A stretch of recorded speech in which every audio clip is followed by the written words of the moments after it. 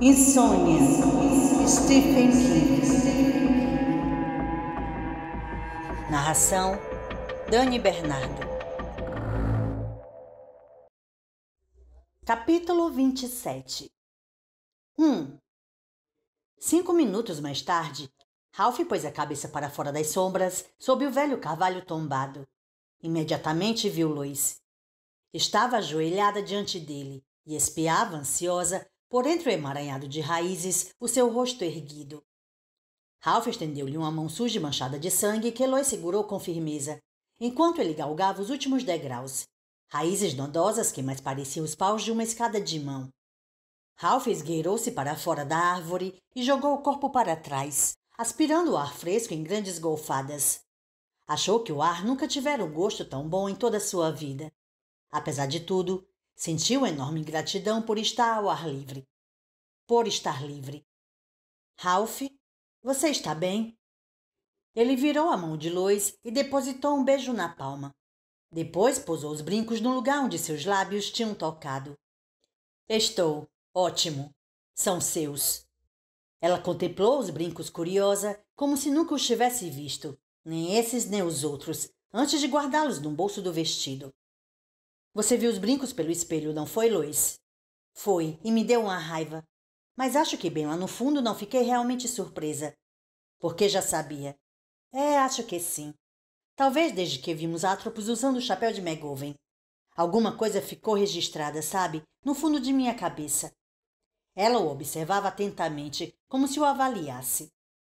Mas vamos deixar os brincos para lá. O que aconteceu lá embaixo? Como foi que você conseguiu sair? Ralph receou que, se ela continuasse a observá-lo com atenção por muito tempo, veria coisas demais. E também tinha a impressão de que, se não se mexesse logo, talvez não conseguisse mais se mexer. Seu cansaço era tão imenso agora que parecia um grande objeto incrustado dentro dele. Talvez um grande transatlântico naufragado lá no fundo, chamando-o, tentando puxá-lo para baixo. Levantou-se. Não podia permitir que nenhum dos dois fosse puxado para baixo. Não agora. As notícias que se liam no céu não eram tão ruins quanto poderiam ser, mas também não eram boas. Eram no mínimo 6 horas da tarde. Por toda a Derry, gente que não tinha nenhum interesse na questão do aborto, a grande maioria, em outras palavras, sentava-se para comer a refeição quente da noite. No centro cívico, as portas já estariam abertas e iluminadas pelos refletores de TV de 10K. E as minicâmeras estariam transmitindo ao vivo cenas da chegada dos primeiros defensores da opção, que passavam diante de Dan Dalton e de seus manifestantes pró-vida agitando cartazes. Não muito longe dali, haveria gente gritando o slogan favorito de Ed de Pinot, aquele "Ei, ei, Susan Day, assassina de bebês". O que quer que ele e Lois fizessem, teria que ser nos próximos 60 ou 90 minutos. O relógio não parava de correr. Vamos, Lois. Temos que ir andando. Vamos voltar para o centro cívico? Não, ainda não. Acho que para começar devíamos... Ralph descobriu que simplesmente não conseguiria esperar pelo que ia dizer. Onde achava que devia ir para começar? Voltar ao Hospital Derry Home? Ao mercadinho? À casa dele? Onde se ia quando se precisava encontrar uns caras bem-intencionados, mas nem tão oniscientes, que tinham metido você e seus poucos amigos íntimos num mundo de dor e confusão? Ou seria razoável esperar que eles viessem ao seu encontro? Talvez eles não queiram encontrá-lo, querido. Na verdade, talvez estejam se escondendo de você. Ralph, você tem certeza que está... De repente ele pensou em Rosalie e soube a resposta. O parque, Lois. O parque Strawford. É aonde temos de ir. Mas precisamos parar um instante no caminho. Eles saíram costeando a cerca do aeroporto e não tardaram a ouvir o som de várias vozes ao mesmo tempo. Ralph sentiu também o cheiro de salsichas assando na brasa e, depois de experimentar o mau cheiro da toca de Atropos, achou o aroma divino. Uns 2 minutos depois, ele e Lois chegaram ao início da área de piqueniques, próxima à pista 3. Dorrance achava-se lá, parado no centro de sua fantástica aura multicolorida, observando um aviãozinho se aproximar da pista para pousar. Atrás dele, Fechap e Don Visi sentavam-se a uma mesa de piquenique com um tabuleiro de xadrez entre os dois e meia garrafa de Blunan à mão. Stan e Georgina Eberly bebiam cerveja e reviravam os garfos com salsichas empaladas num calor tremuluzente. Para Ralph, aquele calor tinha um estranho tom rosa seco, como areia cor de coral, da churrasqueira da área de piqueniques. Por um momento, Ralph simplesmente estacou, extasiado com a beleza. A beleza efêmera e impressionante que era, a seu ver, característica vital dos vidas curtas. Ocorreu-lhe o verso de uma canção que tinha no mínimo 25 anos. Somos poeira de estrelas, somos douradas. A aura de Dorrance era diferente, fabulosamente diferente. Mas mesmo a mais trivial entre as demais, refugia como pedras raras e infinitamente desejáveis. Ah, Ralph, você está vendo? Está vendo como são lindas? Estou. Que pena que eles não sabem. Mas seria? À luz de tudo o que acontecera, Ralph não tinha tanta certeza assim. E era sua impressão, uma intuição vaga mais forte, que ele nunca poderia ter expressado em palavras, que talvez a verdadeira beleza fosse algo irreconhecível pelo eu consciente, uma obra em contínuo processo de criação, uma coisa do ser e não do ver. Vamos, panaca, faça o seu lance, disse uma voz. Ralph despertou bruscamente, primeiro achando que a voz se dirigia a ele, mas era Fay que falava com Don Vizzy. Você é mais mole que uma lesma. E daí? Respondeu Dom. Estou pensando. Pois pense até o inferno congelar, sabichão, porque vai levar um checkmate em 6 lances. Dom serviu o vinho no copo de papel e revirou os olhos. Oh, grande mestre! Exclamou. Não tinha reparado que estava jogando xadrez com Boris Spassky. Pensei que era simplesmente o velho Fechapin. 1000 perdões. Assim você me mata de rir, Don. Com um número cômico desses, se fosse você, saía excursionando pelo país e faturava bem $1 milhão. E não precisa nem esperar muito, não. Pode embarcar daqui a 6 lances. Você é tão sabido, Dom retrucou. Você não sabe quando... Psiu. Georgina exclamou energicamente. Que foi isso? Pareceu uma explosão. Isso era Lois sugando um rio de vibrante verde floresta da aura de Georgina. Ralph ergueu a mão direita, enroscou-a formando um canudo em torno dos lábios e começou a inalar uma torrente semelhante do azul claro vivo da aura de Sten Eberle. Sentiu a energia fresca inundá-lo prontamente, como lâmpadas fluorescentes se acendendo em seu cérebro. Mas aquele enorme navio naufragado, que era nada mais nada menos que 4 meses de noites mal dormidas, continuava ali e continuava tentando sugá-lo para baixo onde jazia. A necessidade de tomar uma decisão também continuava ali. Não a tomara para um lado nem para o outro, apenas a adiara. Sten também espiava intrigado para os lados. Qualquer que tivesse sido a quantidade de aura retirada por Ralph, e pelo jeito retiraram um bocado, a fonte conservava o denso colorido de sempre. Aparentemente a informação sobre os reservatórios quase inesgotáveis de energia que cercavam cada ser humano fora literal e exatamente verdadeira. Bom, comentou Sten, eu ouvi alguma coisa. Não ouvi nada, falou Fay. Claro que não. Você é surdo como uma porta, retrucou Sten. Pare de interromper só por 1 minuto, sim?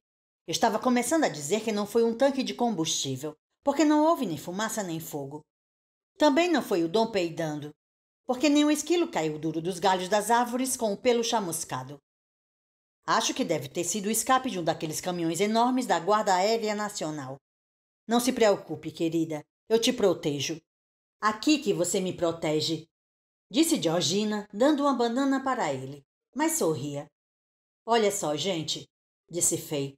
Deem uma espiada no velho Dor. Todos se voltaram para Dorrance, que sorria e acenava em direção à extensão da Avenida Harris.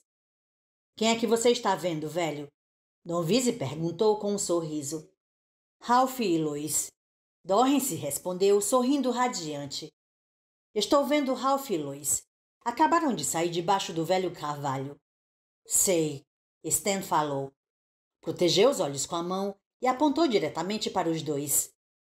Isto produziu um tranco no sistema nervoso de Ralph, que só diminuiu quando ele percebeu que Sten estava apontando para o mesmo ponto para o qual Dorrance estava acenando. E olhe só, pessoal, o Glenn Miller vem saindo logo atrás deles. Incrível. Georgina deu uma cotovelada em Sten que se esquivou, ágil e sorridente. Alô, Ralph. Alô, Lois. Dorrance. Estamos indo para o Parque Strawford. Estamos no caminho certo? Não sei. Agora o assunto é com os longas-vidas. E para mim chega. Vou voltar daqui a pouco para casa e ler Walt Whitman. Vai ser uma noite ventosa. E Whitman é sempre melhor ao som do vento. Lois, com a voz quase frenética. Dorrance, nos ajude. O sorriso de Dor vacilou e ele a encarou sério. Não posso. Já saiu das minhas mãos. O que for feito terá de ser feito por você e Ralph agora. Georgina exclamou. Detesto quando ele fica com o olhar parado desse jeito. A gente chega quase a acreditar que ele está realmente vendo alguém. Apanhou o garfo comprido de churrasco e recomeçou a assar sua salsicha. Por falar nisso, alguém tem visto o Ralph e Lois? Não, respondeu Dom. Eles devem ter se mudado para um desses motéis baratos no litoral com uma caixa de cerveja e um vidro de óleo Johnson para bebês, comentou Stan. Tamanho econômico. Já lhe disse isso ontem. Velho safado, falou Georgina, desta vez lhe dando uma cotovelada mais forte e mais certeira. Ralph. Dorrance, você não pode nos dar nenhuma ajudinha? Pelo menos nos dizer se estamos no caminho certo? Por um momento, ele teve certeza de que Dó ia responder. Então ouviu-se o zunido alto e monótono de um motor que se aproximava e o velho ergueu a cabeça. Seu sorriso bonito e aluado reapareceu. Olhe! Exclamou. Um velho Grumman. Que beleza! Dor correu até a cerca de tela para observar o aviãozinho amarelo pousar, dando as costas para os dois. Ralph tomou Lois pelo braço e tentou sorrir. Vida dura. Pensou que nunca se sentiria tão amedrontado e confuso em toda a vida, mas reagiu com a velha animação dos tempos de universidade. Vamos, querida. Vamos andando. 2. Ralph lembrou-se de ter pensado, enquanto andavam pela ferrovia abandonada que acabara por levá-los de volta ao aeroporto, que caminhar não era bem o que estavam fazendo. Pareciam mais estar planando. Foram da área de piqueniques no fim da pista 3 até o Parque Strawford do mesmo jeito. Só que agora planavam mais acentuado e rapidamente. Era como se fossem transportados por uma esteira rolante invisível. Para experimentar, ele parou. As casas e lojas continuaram a passar suavemente por ele. Olhou para os pés para conferir. Estavam completamente imóveis. Parecia que a calçada se movia e ele não. Aí vinha o Sr. Duggan, chefe do departamento de empréstimos do Dairy Trust, com seu habitual terno completo e os óculos sem aros. Como sempre, pareceu a Ralph que era o único homem do mundo a nascer sem cor. Uma vez recusaram um pedido de empréstimo seu. O que Ralph imaginava explicava alguns dos sentimentos negativos que alimentava em relação ao homem. Agora ele via que a aura de Duggan era o cinza uniforme fosco de um corredor de hospital de veteranos, e Ralph concluiu que isto não o surpreendia muito. Apertou o nariz como um homem forçado a atravessar a nado um canal poluído e passou pelo bancário sem se deter. Duggan nem sequer piscou. Era meio divertido, mas quando Ralph olhou para Lois, seu divertimento acabou na hora. Viu a preocupação em seu rosto e as perguntas que queria lhe fazer. Perguntas para as quais não tinha respostas satisfatórias. Adiante estava o Parque Strawford. Quando Ralph olhou, as lâmpadas da rua se acenderam de repente.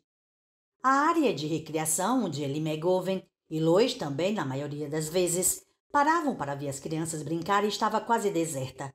Dois garotos de escola secundária sentavam-se lado a lado nos balanços, fumando cigarro e conversando. Mas as mães e as criancinhas que frequentavam ali durante o dia já tinham ido embora. Ralph pensou em McGovern, na sua tagarelice incessante e mórbida, na sua autopiedade, tão difícil de alguém perceber logo que o conhecia, tão difícil de não perceber depois que se convivia um pouco com ele, as duas circunstâncias atenuadas e transformadas em algo melhor pelo espírito irreverente, pelos gestos impulsivos e surpreendentes de bondade, e sentiu uma profunda tristeza invadi-lo. Os vidas curtas podiam ser poeira de estrelas e podiam ser dourados também, mas quando desapareciam, lembravam as mães e os bebês que vinham brevemente ali para brincar nas tardes ensolaradas de verão. Ralph, que é que estamos fazendo aqui? O saco mortuário está no centro cívico e não no Parque Strawford. Ralph levou até o banco do parque, onde a encontrara há séculos, chorando por causa de uma briga que tivera com o filho e a nora, e da perda dos brincos. No pé do morro, as duas portas de banheiro refletiam a luz potente. Ralph fechou os olhos. Estou a caminho da loucura, pensou. E estou viajando de trem expresso e não tem trem parador. Qual é que vai ser? A dama ou o tigre? Ralph, temos que fazer alguma coisa. Aquelas vidas, aquelas milhares de vidas. Na escuridão por trás de suas pálpebras fechadas, Ralph viu alguém saindo do mercadinho. Uma figura usando calças de cotelê escuro e um boné do Red Sox. Logo a coisa terrível recomeçaria a acontecer e, porque não queria vê-la, abriu os olhos e fixou-os na mulher ao lado dele. Toda vida é importante, Lois, concorda? Cada vida. Não sabia o que ela via em sua aura, mas obviamente estava apavorada. O que aconteceu lá embaixo depois que saí? O que foi que ele fez com você ou lhe disse? Me conte, Ralph. Me conte logo. Então qual ia ser? Uma ou muitas? A dama ou o tigre? Se ele não escolhesse rápido, a escolha lhe seria arrebatada pela simples passagem do tempo. Então qual era? Qual? Nenhuma. Ou ambas. Disse roucamente inconsciente, em sua terrível inquietação, de que falava alto e em muitos níveis diferentes ao mesmo tempo. Não vou escolher nenhuma nem outra. Não vou. Está me ouvindo? E levantou-se do banco de um salto, olhando para os lados desvairado. Está me ouvindo? Gritou. Me recuso a fazer uma escolha dessas. Ou serão as duas ou não será nenhuma. Em uma das alamedas para o norte, um bêbado que andava catando latões de lixo à procura de latas e garrafas retornáveis deu uma espiada em Ralph, virou as costas e correu. Vira um homem que parecia em chamas. Lois levantou e segurou seu rosto entre as mãos. Ralph, o que foi? Quem é? Eu? Você? Porque se sou eu? Se você está fazendo segredo por minha causa? Não quero. Ele inspirou profundamente e encostou a testa na dela, fitando-a dentro dos olhos. Não é você, Lois, nem eu. Se fosse um de nós, talvez pudesse escolher. Mas não é. E nem por um cacete vou continuar a bancar o peão. Soltou as mãos dela e recuou. Sua aura faiscava com tanto brilho que ela teve de levar a mão aos olhos para protegê-los. Era como se, de alguma maneira, ele estivesse explodindo. Quando ele falou, sua voz ecoou na cabeça de Lois como um trovão. Cloto, Laquesis, venham aqui, porra, e venham já. 3. Ele deu mais 2 ou 3 passos e parou olhando mais abaixo no morro. Os 2 meninos de escola secundária, sentados nos balanços, observaram-no com idênticas expressões de susto e medo. Levantaram-se e sumiram no momento em que os olhos de Ralph se voltaram para eles, correndo desabalados em direção ao sinal de tráfego da rua Wickham como 2 antílopes, largando os cigarros acesos na vala cavadas pelos pés sob os balanços. Cloto! Laquesis! Ralph encandecia como um arco voltaico, e repentinamente toda a força se esvaiu das pernas de Lois como água. Ela deu um passo para trás e desmontou no banco do parque.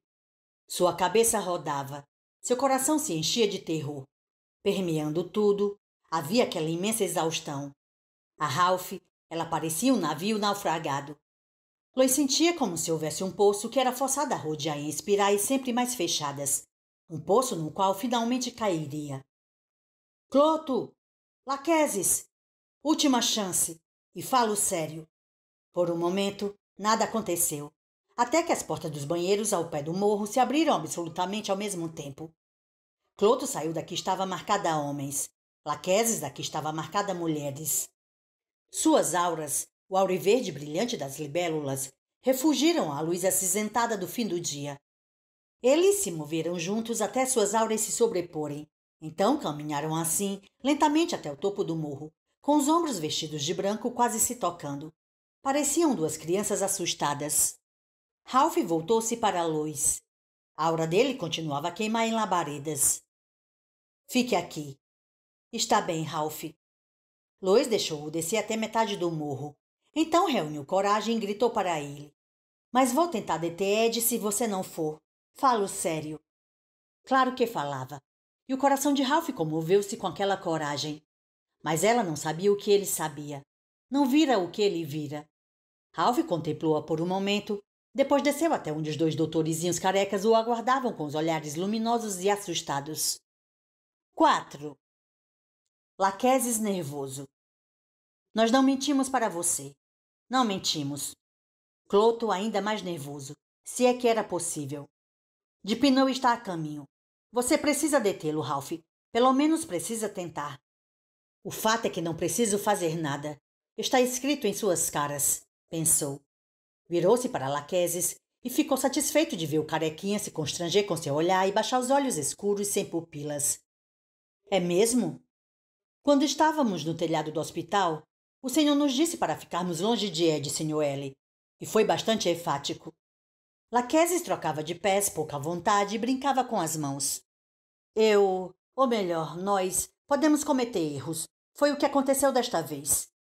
Só que Ralph sabia que erro não era a melhor palavra para descrever o que tinham feito. Engano seria melhor. Queria censurá-los por isso. Sejamos francos. Queria censurá-los para começar por metê-lo nessa merda de confusão. E descobriu que não conseguia.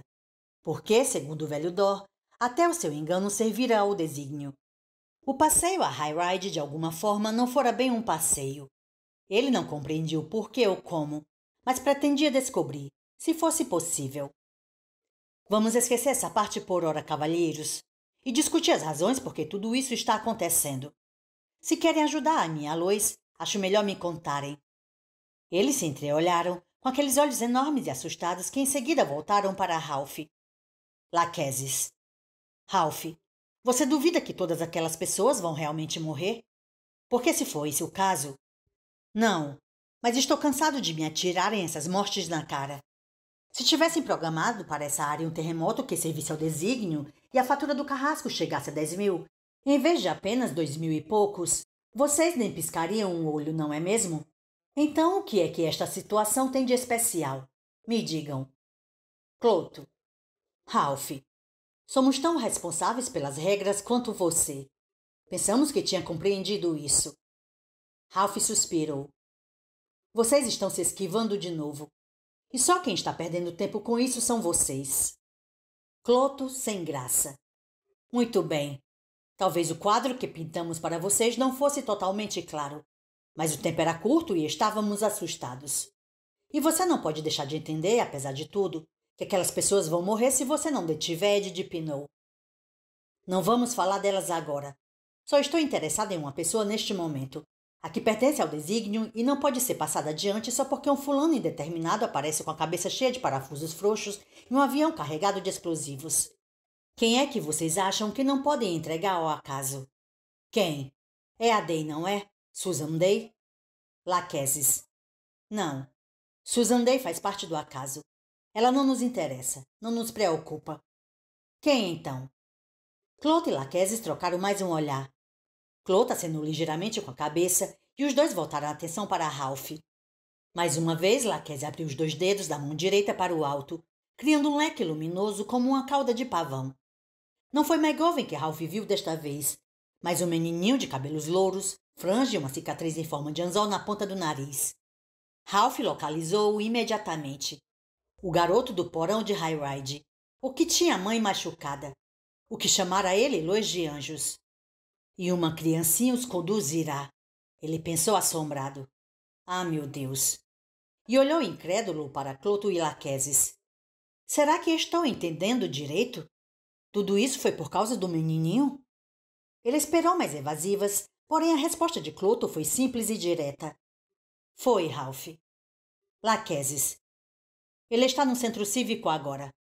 A mãe, cuja vida você e Lois também salvaram hoje de manhã, recebeu um telefonema da babá há menos de 1 hora, dizendo que se cortou num pedaço de vidro e afinal não vai poder tomar conta do menino à noite.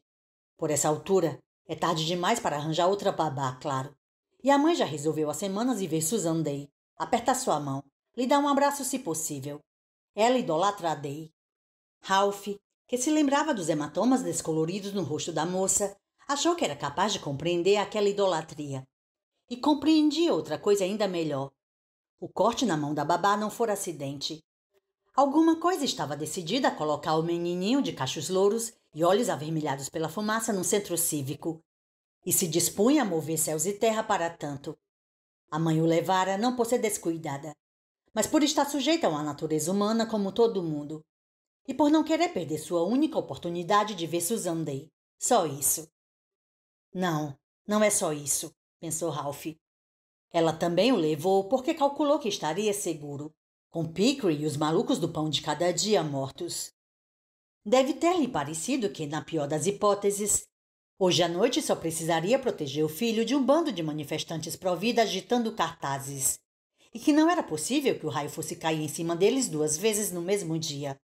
O olhar de Ralph estivera longe, na direção da rua Wickham. Agora voltou-se para Clote Laquesis. Vocês têm certeza de que ele está lá? Absoluta? Cloto. Temos. Sentado num balcão superior, do lado norte, ao lado da mãe, com o cartaz do McDonald's para colorir e alguns livros de historinhas. Você se surpreenderia se eu lhe dissesse que uma das historinhas é Os 500 Chapéus de Bartholomew Cubbs? Ralph sacudiu a cabeça. A essa altura, nada o surpreenderia.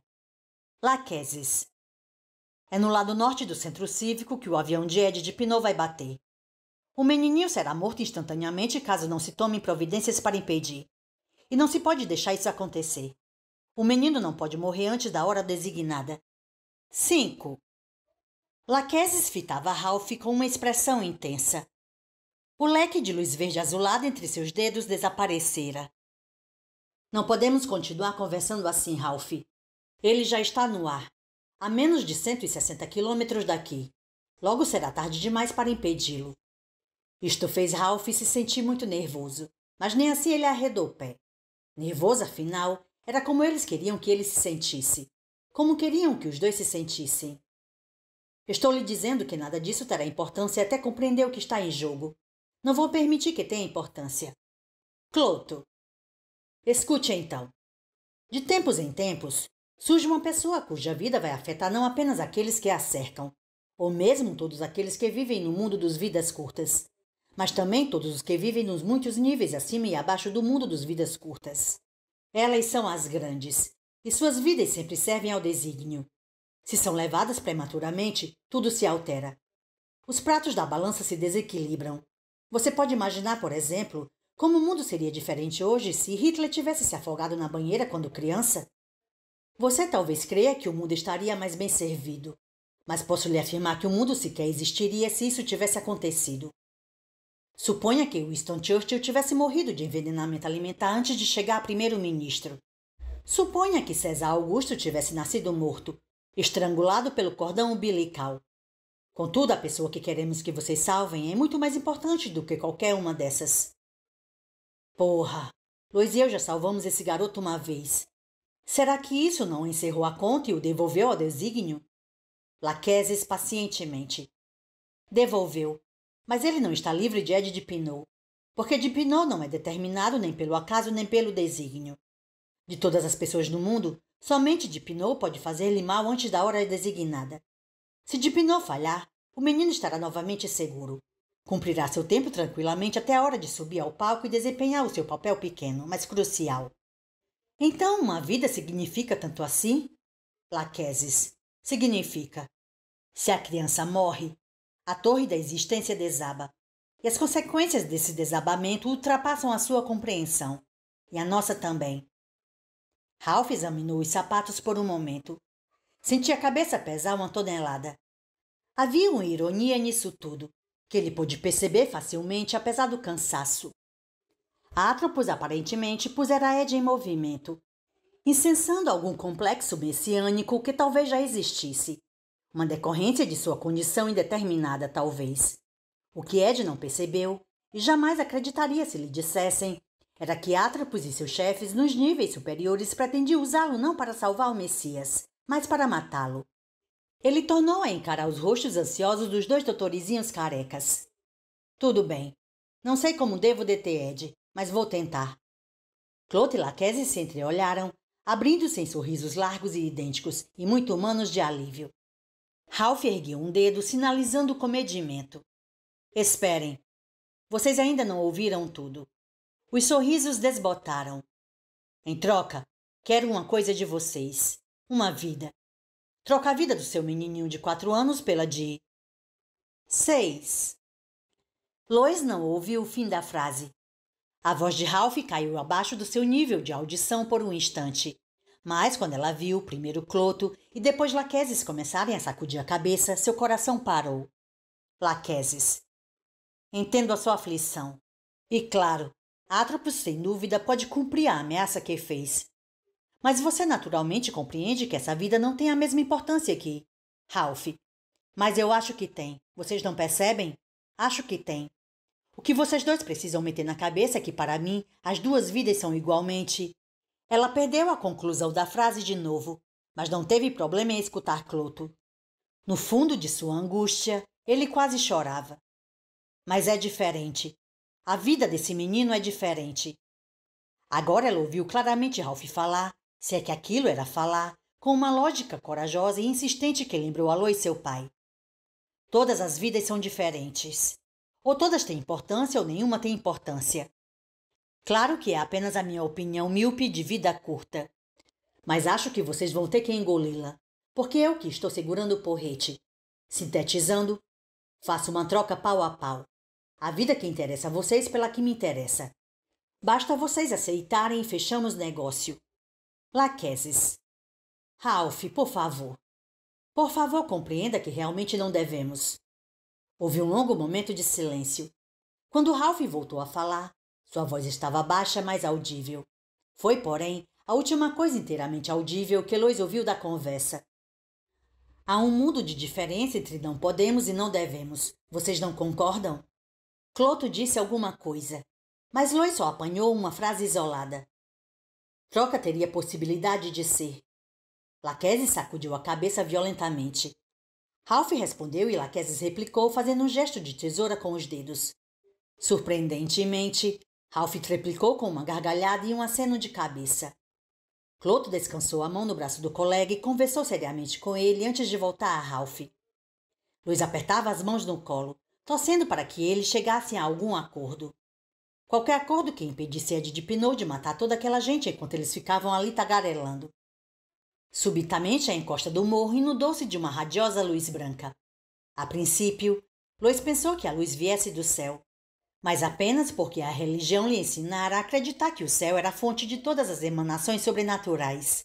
Na realidade, a luz parecia vir de todos os lados, das árvores, do céu, do chão e até dela mesma, desprendendo-se de sua aura como fitas de névoa. Ouviram uma voz então, ou melhor, a voz. Disse apenas 3 palavras, mas elas ecoaram na cabeça de Lois como sinos de ferro. Pode ser assim. Ela viu Cloto, seu rosto pequeno, uma máscara de assombro e terror, meter a mão no bolso traseiro e puxar a tesoura. Atrapalhou-se e quase a deixou cair. Uma bobagem debitada ao nervosismo que fez Lois sentir uma real afinidade por ele. Em seguida, Cloto a empunhou com as lâminas abertas. Ouviram-se as 3 palavras novamente. Pode ser assim. Desta vez foram acompanhadas de um clarão tão forte que por um instante Lois acreditou que ficara cega. Levou as mãos aos olhos, mas viu, no último instante em que pôde ver alguma coisa, que a luz focalizara a tesoura que Cloto empunhava como um para-raios bifurcado. Não havia refúgio contra aquela luz. Ela transformava suas pálpebras e as mãos que erguera para protegê-las em vidro. O clarão traçava os contornos dos seus dedos como lápis de raio-x ao atravessar sua carne. Vinda de muito longe, ela ouviu uma voz suspeitamente igual à de Lois Chase berrar em sua cabeça a plenos pulmões. Apague a luz! Deus, por favor, apague a luz antes que ela me mate. Finalmente, quando lhe pareceu que não conseguia mais suportar, a luz começou a enfraquecer. Quando desapareceu, exceto por um forte pós-imagem azul que flutuava na nova escuridão como uma tesoura fantasma, ela reabriu devagarinho os olhos.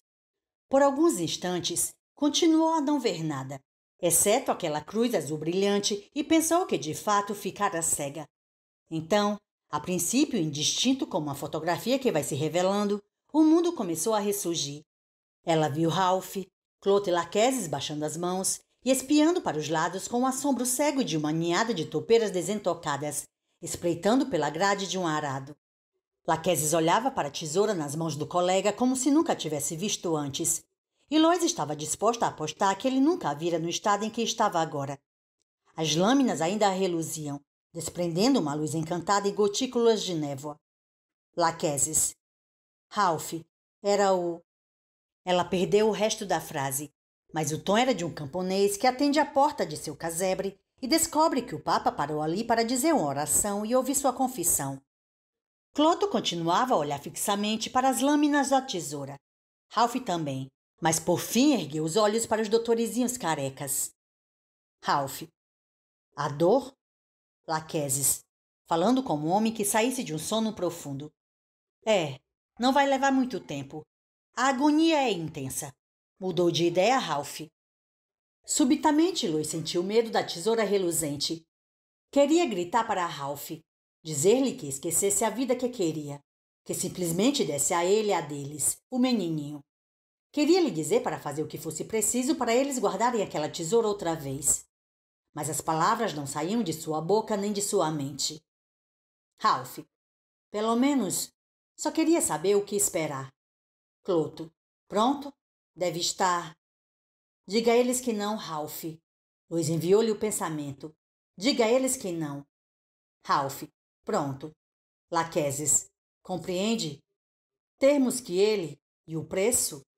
Ralph impaciente agora. Compreendo. Podemos esperar somente. Cloto com imensa seriedade. Muito bem, Ralph. Pode ser assim. Laquesis passou um braço pelos ombros de Ralph. Ele e Cloto conduziram mais para baixo do morro, até o local onde as crianças menores iniciavam a descida de trenó durante o inverno. Havia uma pequena área plana ali, de forma circular, mais ou menos do tamanho de um palco de boate. Quando chegaram, Laquesis fez Ralph parar. Então virou de modo que ele e Cloto ficassem de frente um para o outro. Lois de repente queria fechar os olhos e descobriu que não podia. Podia apenas olhar e rezar para que Ralph soubesse o que estava fazendo. Cloto cochichou-lhe algo. Ralph concordou com a cabeça e tirou a suéter de McGovern. Dobrou-a e depositou-a, sem desarrumá-la, na grama juncada de folhas. Quando se endireitou de novo, Cloto tomou seu pulso direito e esticou seu braço para a frente.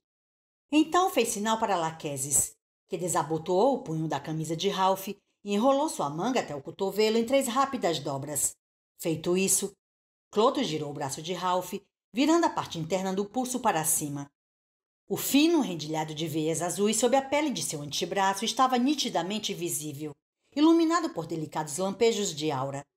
Era tudo horrivelmente familiar a Lois. Era como observar um paciente num seriado hospitalar de TV sendo preparado para uma operação. Só que aquilo não era televisão. Laquesis curvou-se para a frente e tornou a falar. Ainda que continuasse a não ouvir as palavras que diziam, Lois sabia que estavam dizendo a Ralph que aquela era a sua última chance. Ralph acenou com a cabeça e, embora sua aura agora denunciasse que ele estava aterrorizado com o que o aguardava, ele conseguiu até sorrir. Quando se dirigiu a Cloto, não parecia buscar apoio, mas, ao contrário, oferecia uma palavra de consolo. Cloto tentou retribuir o sorriso de Ralph, mas não conseguiu. Laquesis segurou o pulso de Ralph com a mão, mais para afirmar seu braço, ou assim parecia a Lois, do que para imobilizá-lo. Lembrava uma enfermeira ajudando um paciente que precisava tomar uma injeção dolorosa. Trocou então um olhar receoso com seu parceiro e deu sinal com a cabeça. Cloto imitou, inspirou e se inclinou sobre o braço exposto de Ralph com a sua árvore fantasmática de veias azuis refugindo sob a pele. Parou um instante, até que lentamente abriu as mandíbulas da tesoura com que ele e seu velho amigo trocavam a vida pela morte. 7. Lois pôs-se de pé com dificuldade e ficou oscilando com a sensação de que suas pernas pesavam como troncos de madeira. Queria vencer a paralisia que mergulhara nesse silêncio tão cruel. Gritar com Ralph e lhe dizer para parar. Dizer que ele não sabia o que pretendiam fazer com ele. Só que ele sabia. Estava estampado na palidez de seu rosto, nos olhos semicerrados, nos lábios dolorosamente comprimidos. E principalmente nas malhas vermelhas e negras que lampejavam por sua aura como meteoros, e na própria aura, que se reduzira a uma dura casca azul. Ralph acenou para Cloto, que desceu a lâmina inferior da tesoura até encostar em seu antebraço, pouco abaixo da dobra do cotovelo. Por um instante, a pele apenas vincou. Depois uma bolha lisa e escura de sangue formou-se no lugar do vinco. A lâmina deslizou pela bolha. Quando Cloto apertou os dedos, Fechando as lâminas da tesoura, a pele de cada lado do corte abriu-se para trás com a rapidez de uma cortina de enrolar. A gordura subcutânea brilhou como gelo se derretendo ao forte brilho azul da aura de Ralph. Laquesis firmou melhor o pulso dele, mas, pelo que Lois pôde ver, ele nem sequer fez um movimento instintivo para puxar o braço.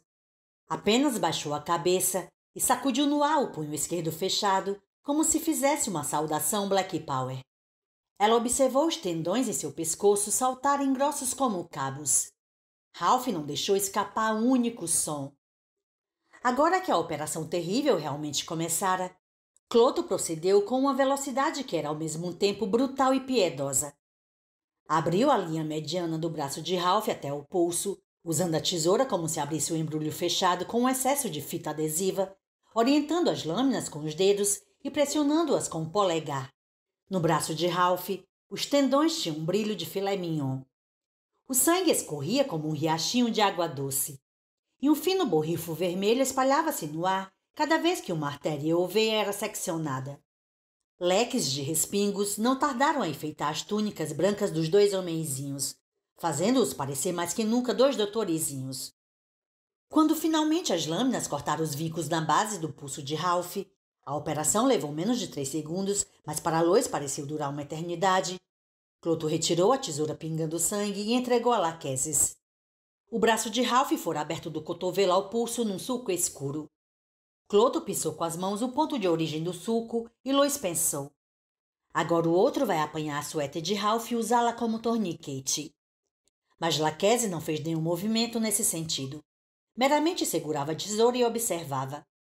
Por um momento, o sangue continuou a fluir por entre os dedos de Cloto, mas logo estancou. Lentamente ele correu as mãos pelo braço de Ralph, e a carne que surgiu após esse alisamento estava inteira e firme, embora marcada por um grosso cordão de cicatrização. Lois? Lois? A voz não vinha de dentro de sua cabeça, nem da encosta do morro. Vinha de suas costas. Uma voz suave, quase bajuladora. Atropos? Não, de jeito nenhum. Ela olhou para baixo e viu uma luz verde e, de certa forma baixa, fluindo à sua volta. Espalhava-se em raios pelos espaços entre seus braços e seu corpo, entre suas pernas, até entre seus dedos. Fazia ondear sua sombra à frente, ossuda e torta, como a sombra de uma mulher enforcada. Acariciava com os dedos sem calor da cor de barba de velho. Vire-se, Lois. Naquele momento, a última coisa na terra que Lois queria fazer era se virar e olhar para a fonte daquela luz verde. Vire-se, Lois. Me veja, Lois. Entre na luz, Lois. Entre na luz. Me veja e entre na luz. Não era uma voz que se pudesse desobedecer. Lois virou-se lentamente, como uma bailarina de brinquedo cujo mecanismo enferrujou, e seus olhos pareceram se inundar de fogo fato. Lois entrou na luz.